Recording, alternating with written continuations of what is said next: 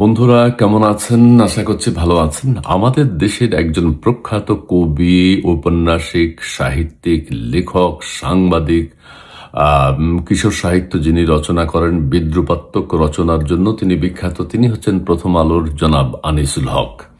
তার দুটো কবিতা এখন আপনাদের সাথে শেয়ার করতে চেষ্টা করবো। আমি পড়তে পারবো কিনা জানি না, এমন মানে জটিল, মানে কবিতারই যখন আপনি দেখবেন, আপনি তার ফেসবুক পোস্টগুলো দেখবেন, তার বই আছে কবিতা সমগ্র বা আর অন্যান্য কবিতার বই আছে, সেগুলো পড়তে পারেন।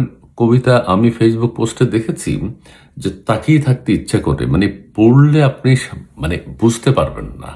বুঝতে গেলে আপনার 2-3 বছর সময় নিতে হবে যে কবি এখানে তার কবিতায় কি বোঝাতে চেয়েছেন, কাকে বোঝাতে চেয়েছেন, দাঁড়ি কোথায় হবে, কমা কোথায় হবে, মানে ওই যে চিহ্নগুলো আছে না, সেগুলো কোথায় কিভাবে বসাতে হবে। একটা কবিতা পড়বো এখন, যে কবিতার মধ্যে কোনো মানে দাড়ি কমা থাকে না, ফুল স্টপ, কিছুই নেই। হ্যাঁ, এটাই হয়তো এই কবিতার বৈশিষ্ট্য, বা এই ধরনের কবিতা হয়তো লিখে থাকেন অনেকে।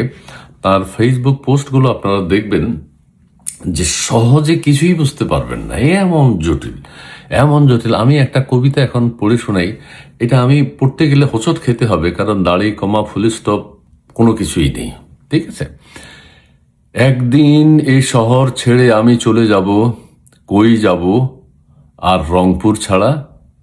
রংপুরে আমার আম্মা থাকেন, যদি আমি চাকরি না করি, যদি আমার একটা টাকাও না থাকে, আমাকে আমার আম্মা বলবেন ভাত খা, গোসল করছিস?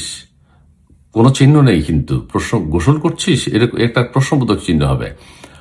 আমি বলবো আজ বৃষ্টি, আজ আর গোসল করব না। আম্মা ভাত বেড়ে দেবেন, রান্নাঘর থেকে আঁচলে ভাতের গামলা থেকে ঢেকে তিনি দৌড় ধরবেন আঙ্গিনা পেরুতে। সজনের ডালে, টিনের চালে তখন বৃষ্টি বৃষ্টি, বৃষ্টিতে তার শাড়ি ভিজবে, ভাত ভিজবে না, ভাপ উঠবে। আমি খাবো আর আম্মা আমার মুখের দিকে তাকিয়ে থাকবেন, আমার খাওয়া দেখবেন, আমার মুখ নড়বে, গলা দিয়ে ভাত নামলে সেই ভাত তার পেটেই যাবে, তার পেট ভরে যাবে। বিড় করবেন, মুছে মুছে খা, তোকে যে মশা খাওয়াতাম মনে আছে? তাই তুই আজ এত বড়। কাঁসার গ্যালাস পানি ঢেলে কাঁসার গ্যালাসে পানি ঢেলে আম্মা হাতে ধরে আছেন। মুখের ভাতটা শেষ হলে যদি আমি পানি চেয়ে বসি। আচ্ছা, তারপরে হচ্ছে যদি আমি পানি চেয়ে বসি, সেই পানি না খেয়েই সেই পানি না খেয়েই ফের যদি ঢাকা চলে আসি আমি, আম্মা গ্লাস হাতে দাঁড়িয়েই থাকবেন, তিনি যেন বায়েজিদ বোস্তামি। ঠিক আছে। 2018 সালে আম্মা আমাদের ছেড়ে চলে যান, এখন রংপুরের সেই বাসার সামনে গেলে শুধু কান্না পায়। আনিসুল হক, ছবিতে রংপুরের বাসা। আচ্ছা, এই হচ্ছে একটা কবিতা। এখন কেউ কিছু বুঝেছেন আপনারা? আমি কি বুঝেছি? আমি তো আর কবিতা বোদ্ধা না। মানে আপনারা যারা হয়তো কবিতা বুঝছেন বা কবিতা পড়েন, এই কবিতাতে আপনারা কি বুঝছেন, কি ছন্দ পেয়েছেন, কোথায় থামতে হবে, কোথায় শুরু করতে হবে, তার কোনো ঠিক ঠিকানা আছে? নেই। মানে এটাই হয়তো কবিতার বিশেষত্ব। আনিসুল হক সাহেব লিখেছেন, প্রথম আলোর উপসম্পাদক মনে হয়, বা অন্য কিছু।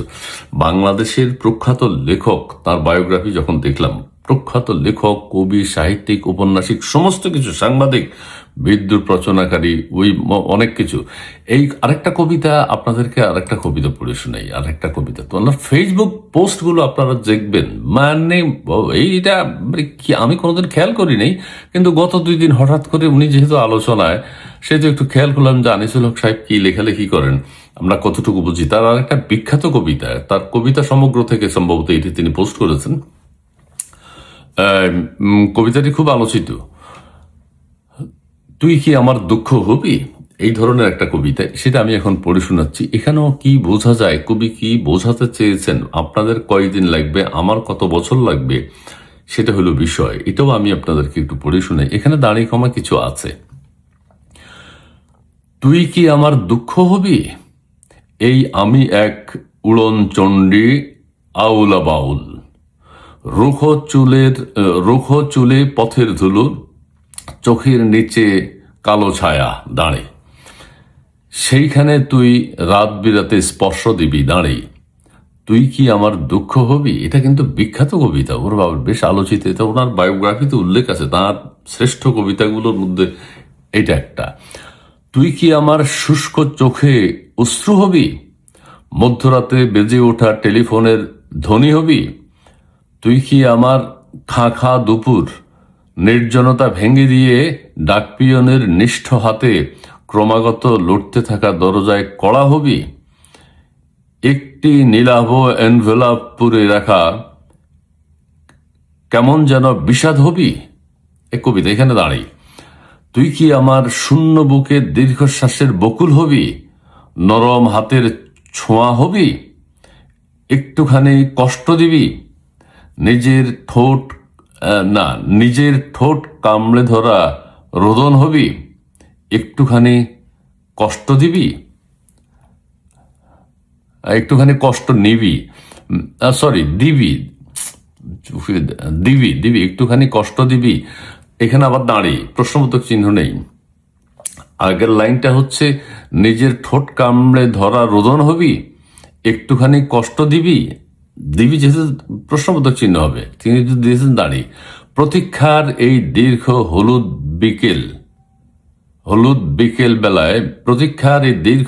বিকেল বেলায় কথা দিয়েও না রাখা এই কথা হবি, প্রশ্নবোধক, একটুখানি কষ্ট দিবি, আবার দাঁড়িয়ে, ঠিক আছে। তুই কি একা আমার হবি, এটা আবার প্রশ্নবোধক, তুই কি আমার একান্ত দুঃখ হবি। এই হলো কবিতা শেষ। তাইলে এখন এখানে কবি কি বোঝাতে চেয়েছেন, আমার পড়ায় হয়তো ঝামেলা আছে, আমি দাঁড়াই কমা ঠিক নেই বিধায় ওইভাবে মিনিংফুলি পড়তে পারি না, কি মিনিং আছে এটা হয়তো এখন এটা ভাবতে আমাদের অনেক বছর সময় লাগবে। এবং এটা তার একটা বিখ্যাত কবিতা, তিনি লিখেছেন, তিনি প্রথম আলোতে আছেন দীর্ঘদিন ধরে, তিনি নাকি বুয়েটে পড়াশোনা করেছেন এবং পড়াশোনা তার বেশ কয়েকটি বই আছে, বইয়ের সংখ্যাটা আমি এই মুহূর্তে বলতে পারছি না।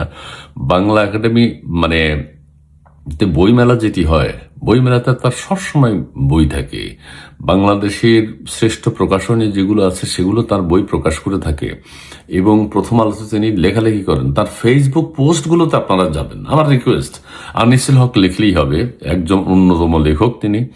আনিসুল হক লিখে তার ফেসবুক পোস্টে যাবেন, তুই কি তরমুজ খাবি, তরমুজ কি খেয়েছেন কে, তরমুজ খেয়ে কেউ ঠকেছেন, এই ধরনের পোস্ট থাকে তার, বিখ্যাত অসাধারণ সব পোস্ট ওখানে দেখবেন। আমি পোস্টগুলো পরে আবার একদিন পড়ে শোনাবো আপনাদের। আপাতত দুটো কবিতা আপনাদের সামনে উপস্থাপন করলাম। আপনারা যদি, আমার ভুল হতে পারে, ক্ষমা সুন্দর দৃষ্টিতে দেখবেন, আপনারা যদি বুঝে থাকেন আপনারা একটু আমাকে কমেন্টস বক্সে জানাবেন, আমি সেটা নিয়ে আবার আরেকটা আইটেম করব। আপনারা কে কি বুঝতে পেরেছেন সেটা একটু লিখে জানাবেন প্লিজ। জি, ধন্যবাদ।